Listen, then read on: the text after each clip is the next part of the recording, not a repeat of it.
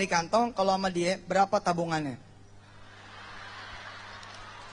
Tabungan saya ada kurang lebih 10 juta. Oke, sip. 10 juta itu kalau disedekahin jadi 100. Iya, 10 juta kalau disedekahin, jang, itu jadi 100. Iya. Bahkan kalau kita minta sama Allah diganti 700 kali lipat, maka menjadi berapa? 7 miliar. Langsung to the point. Kira-kira 10 juta mau dinolin apa mau disisain? Mau dinolin. Beliau mau sedekah 10 juta isi tabungannya. Subhanallah. Makasih mas. Iya. Lewat mana nanti? Hah?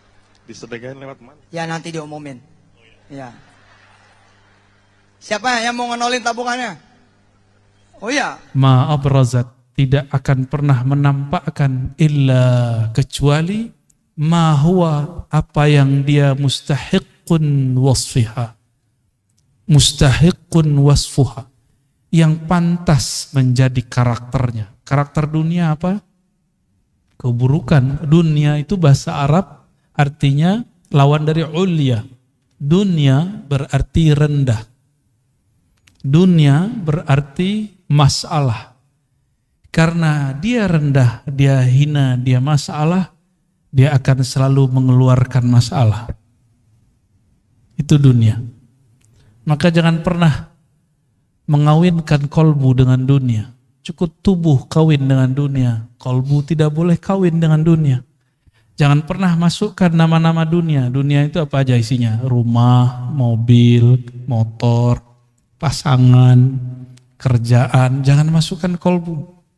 Sekali masuk ke dalam kolbu, kata Rasulullah, ta'iba abdud dinar, orang ini kualat. Ta'iba, dia akan lelah sepanjang hidupnya. Jadi kita boleh capek fisik, jangan capek kolbu.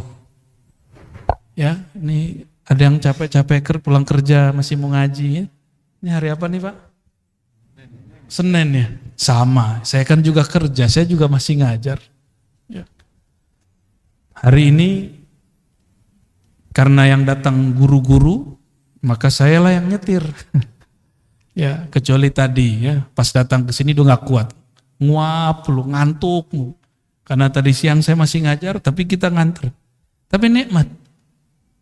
Pengorbanan itu nikmat. Capek, lelah itu nikmat.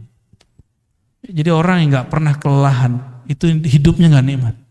Ya, jadi nikmati Pak perjuangan itu. Nikmati lelahmu berkhidmah. Di dalam lelah itu nanti ada rasa. Coba orang yang tidak pernah tahu nikmatnya satu teguk air, puasa. Nanti ketika azan dia merindukan satu teguk itu. Benar nggak? Ya. Orang yang masalah terus di rumahnya udah pisah beberapa waktu, nanti ketemu lagi. Insya Allah nanti ketemu jalannya. Ya. Fa innaha ma abrazat illa ma huwa mustahiqun wasfuha. Dunia itu apa isinya, itulah yang keluar. Mungkinkah gelas isinya air hitam, kopi, keluarnya teh? Mungkin enggak? Dalamnya putih susu, keluarnya kopi, mungkin enggak, ya, enggak keluar dari kopi, karena kopi antum pada senang wajahnya kan, wajahnya udah hitam-hitam kayak kopi. Apa isinya itu yang keluar. Sama, ini isinya apa, itu yang keluar. Maka orang yang senangnya rumah, ngomongin rumah mulu. Orang senangnya mobil, ngomongin mobil terus. Senang duit, ngomongin duit terus. Senang lawan jenis terus. Apalagi sesama jenis itu ngeri Pak. Ya. Ya. Tapi kita nggak boleh benci sama mereka. Kita hanya benci perilakunya. Karena dia sendiri sebenarnya benci dengan perilakunya. Tapi dia mau keluar dari kondisi itu, dia bingung. Oleh karena itu jangan pernah membenci pemaksiat. Benci saja maksiatnya. Karena satu saat jika kita membenci sesuatu, siapa tahu nanti kita ditakdirkan melakukan itu. Nauzubillah min dzalik. Jadi jangan pernah terbayang kebencian kepada sosok. Kualat nanti. nanti takdir itu berputar. Nggak ada takdir nggak berputar. Al-yaum nudawiluha bainan nas. Itu hari itu takdir akan Allah putar. Suka-suka Allah yang muter. Kan kudrat iradatnya suka-suka dia. Hatta kita sendiri nggak sanggup mengatur diri. Ya, coba uban udah keluar nggak bisa ditahan, Pak. Pengennya kan nggak ada ubannya kan. Wawajibun na'tiha atau wawajibun na'tuha. Dunia, apa yang wajib yang sepantasnya dia tampilkan itu yang tampil. Jadi siapa yang berjuang di masjid, berjuang di pesantren, mengabdi di masyarakat, bekerja di kantor, dimanapun aktivitasnya, lelah, masalah, ada orang menghalangi, dakwah kita disikat, dakwah kita itu biasa aja, Pak. Kalau nggak begitu nggak dunia, ya. Kalau nggak ada masalah, antum berarti minta berpisah nyawa dengan badan, mau nggak? Hanya itu maharnya supaya namanya syahid, mati syahid. Bukan bunuh diri. Orang bunuh diri nambah masalah. Kalau orang bunuh diri tahu dia apa yang terjadi setelah dia mati, dia nggak mau mati, Pak. Udahlah, sholat belum tentu diterima, bunuh diri. Bunuh diri ini berarti dia putus asa. Orang yang putus asa itu Allah benci kepadanya. Berarti orang ini menilai Allah kehabisan kasih sayang. Nah, ini orang-orang seperti ini Allah nggak suka. Ya.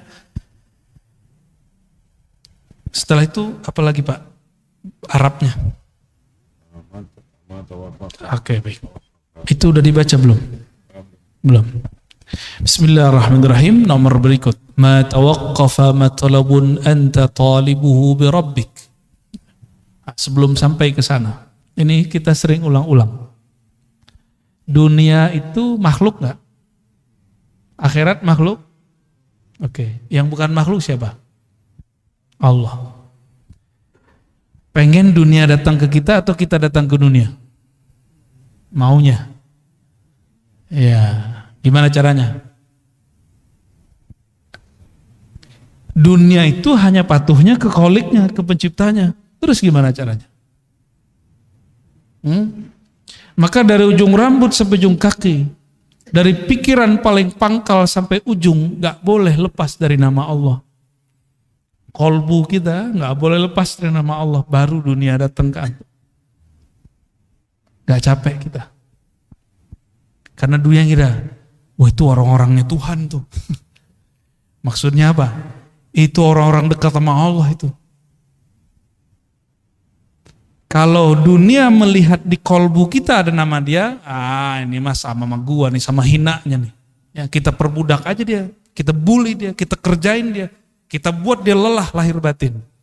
Tapi kalau di kolbu kita ada nama Allah, dia langsung, kata orang Jawa, sendiko dauh. Sam'an wa ta'atan. Terbersit Allah kirim, terbersit Allah kirim, maka hati-hati. Tapi yang membersihkan itu sendiri siapa? Allah juga kok. Gak bisa dibuat-buat, Pak. Saya bersihin gak bisa. Itu namanya ngayal. Ya, angan-angan disebut orang tulul amal, bukan amal. Tulul amal pakai hamzah. Orang panjang angan-angan. Nyamar lewat sholawat, nyamar lewat doa, nyawat. Ya, sebenarnya angan-angan dia yang panjang. Buktinya lagi sholat, lagi sholawat dia ingat itu. Dia nggak ingat Allah, nggak ingat Rasulullah saat sholawatnya. Tapi masih mending lah, masih mau sholat atau sholawat. Cuma nanti ancamannya apa? Bahayanya. Sekali dia doa, sekali dia sholawat, sekali dia sedekah, hajatnya tidak sampai, maka dia akan mencari kambing hitam. Makanya sahabat kita, Ustadz Yusuf Mansur, ini lagi ditarget sama orang yang merasa korban dia. Beliau kan ngajarin, sedekah 1 dapat 10, nggak salah, apa itu udah bener. Bener nggak? Ada Qurannya nggak? Beliau nyampain pesan itu. Cuma orang mengira nanti dari jalur dia 10 itu datang. Itu kan syirik khafi. Capek begitu antum. Sedekah tapi di hatinya pengen duitnya nambah. Lah nggak begitu kalau sedekah. Ya. Apa kata ahli surga nanti? Ya Allah, seandainya engkau tidak pernah menjawab doa kami dahulu, tidak pernah membalasi semua sedekah kami, tentu kami hari ini jadi konglomerat di surga. Udah enak di surga, masih belum puas. Ternyata di atas surga ada surga lagi, di atas surga, di atas surga ada lagi. Apa kata mereka? Ya Allah, ini doaku yang dulu belum dikabulkan, cuma sekian. Ada beberapa doa dia belum dikabulkan, itu yang membuat dia naik, sedangkan sholatnya tidak ada satupun yang diterima. Karena sholat dia ria. Sedekah dia pun ria. Berjuangnya pun ria, baperan. Ya, gampang tersinggungan. Tapi ada beberapa doa dia yang belum dikabulkan, itu yang membuat derajatnya tinggi nanti di akhirat. Maka mereka berpikir, ya Rob, coba doa-doaku separuh aja nggak belum dikabulkan. Jadi konglomerat ya, tabungannya banyak. Jadi sahabat-sahabatku semua, saudara-saudaraku semua, doa-doa aja. Maka setiap hari tabung doa. Jangan tabung kapan diijabah doa. Mau menjadikan doa sebagai wirid?